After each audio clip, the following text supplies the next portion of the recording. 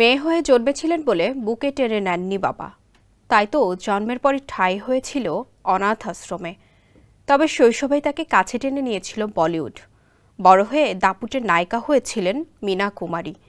জীবনের যশ খ্যাতির কমতি ছিল না, সম্পদও গড়েছিলেন অঢেল। অভাব ছিল শুধু আদরের। স্বামীর মনেও ঠাঁই মেলেনি নায়িকার। সোহাগের বদলে মিলত মারধর। তার বাড়িতে অসংখ্য সন্ধ্যা কাটিয়ে দেওয়া প্রেমিককেও বিপদের সময় পাশে পাননি। অর্ধশত বছর আগে বলিউড কাঁপানো এই হতভাগ্য সুন্দরীর কাছে মৃত্যুর আগে হাসপাতালের বিল মেটানোর অর্থও ছিল না। নায়িকা মীনার জীবনের চড়াই উতরায় ফিরিস্তি জানাচ্ছেন শিবলি আহমেদ। স্যান্ডেলিনা সো, রূপচর্চায় আভিজাত্য। 1950 সালের পর ভারতীয় সিনেমা ইন্ডাস্ট্রিতে আসেন নতুন জোয়ার। মধুবালা ও ওয়াহিদা রেহমানের মতো অভিনেত্রীরা দাপট দেখাচ্ছিলেন বলিউডে। তাদের সঙ্গে টেক্কা দিয়ে চলছিলেন নায়িকা মীনা কুমারী। রূপে গুণে বলিউড অভিনেত্রীদের মধ্যে তিনিই ছিলেন কমপ্লিট প্যাকেজ। তবে দারুণ এই নায়িকার ভাগ্যলিপি ছিল নিদারুণ। ট্র্যাজেডিতে ভরপুর ছিল তার ব্যক্তি জীবন। তাই তো এখনো বলিউডের ট্র্যাজিক কুইন হিসেবে পরিচিত মীনা কুমারী। 50 থেকে 60-এর দশকে ভারতের সবচেয়ে ধনাঢ্য নায়িকা ছিলেন মীনা। তবে নিজের বাবা ও স্বামীর অত্যাচার, প্রতারণা, টাকার অভাব ও মদের নেশা ছারখার করে দিয়েছিল তার জীবন। মৃত্যুর আগে বেশ করুণ পরিণতি বরণ করেছিলেন এই নায়িকা। 1933 সালে দরিদ্র পরিবারে জন্মগ্রহণ করেন মীনা কুমারী। বাড়ি থেকে তার নাম রাখা হয় মেহজাবিন বানু। তবে কন্যা সন্তান জন্মানোয় খুশি ছিলেন না তার বাবা আলী বক্স। তাই তাকে রেখে আসা হয় অনাথ আশ্রমে। পরে অবশ্য বাড়িতে ফিরিয়ে আনা হয়েছিল তাকে। এরপর থেকে বাবার সঙ্গে তার সম্পর্ক তিক্তই ছিল। মীনার মা ইকবাল বেগম ও বাবা আলী ছিলেন থিয়েটার কর্মী। আলী হারমোনিয়াম বাজাতেন, ইকবাল ছিলেন জুনিয়র আর্টিস্ট। দারিদ্রতা জেঁকে বসেছিল এই পরিবারের ওপর। তাই মীনার বয়স 7 হতে না হতেই তার মা এক প্রকার জোর করে তাকে অভিনয় জগতে নিয়ে আসেন। শৈশবেই অভিনয় করেন বিজয় ভাটের পরিচালনায় লেদার ফেস সিনেমায়। এতে পারিশ্রমিক পেয়েছিলেন ভারতীয় 25 রুপি। এই ছবি করে ইন্ডাস্ট্রিতে বেবি মীনা হিসেবে পরিচিত হয়ে ওঠেন তিনি। বয়স 18 হওয়ার পর পরিচালক কামাল আমরোহীর প্রেমে পড়েন মীনা।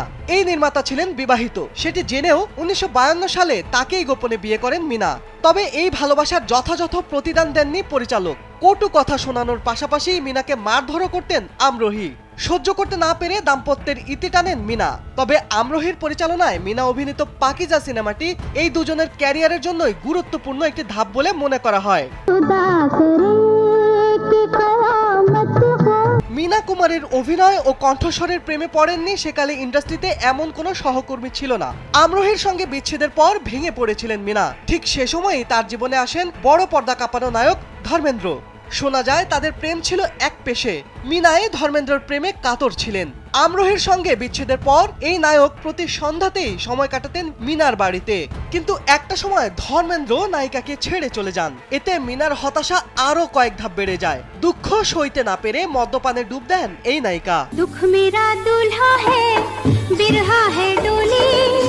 60-এর দশকের শেষ দিকে মীনাকে টেক্কা দেওয়ার মতো কোনো নায়িকাই ছিল না বলিউডে। তবে 1968 সালে মীনা অভিনীত সিনেমা বাহারো কি মঞ্জিল মুক্তির পরপরই পতন ঘটতে শুরু করে নায়িকার। এর মূল কারণ ছিল মদের নেশা। একটা সময় শুটিং সেটেও মদ্যপান করে আসতেন মীনা। 1971 সালে লিভার সিরোসিস ধরা পড়ে মীনার। শরীর খারাপ নিয়েই পাকিজা সিনেমার শুটিং এ অংশগ্রহণ করেছিলেন তিনি। 1972 সালে ছবিটি মুক্তির কয়েক সপ্তাহ পরই গুরুতর অসুস্থ হয়ে হাসপাতালে ভর্তি হন নায়িকা। তার ক্যারিয়ার এতটাই এলোমেলো হয়ে গিয়েছিল যে সারা জীবন যত অর্থ উপার্জন করেছিলেন সবই ফুরিয়ে গিয়েছিল। এমনকি হাসপাতালের বিল পরিশোধের সামর্থ্য হারিয়ে ফেলেছিলেন নায়িকা। মীনা কুমারীর জীবনের শেষ দিনগুলোতে অর্থ কিংবা অন্য কোনো প্রকার সাহায্য নিয়ে এগিয়ে আসেননি তার এক সময়ের প্রেমিক ধর্মেন্দ্র। 1972 সালের 31 মার্চ মারা যান মীনা। ক্যারিয়ারে 92টি চলচ্চিত্রে অভিনয়ের অভিজ্ঞতা ছিল এই নায়িকার।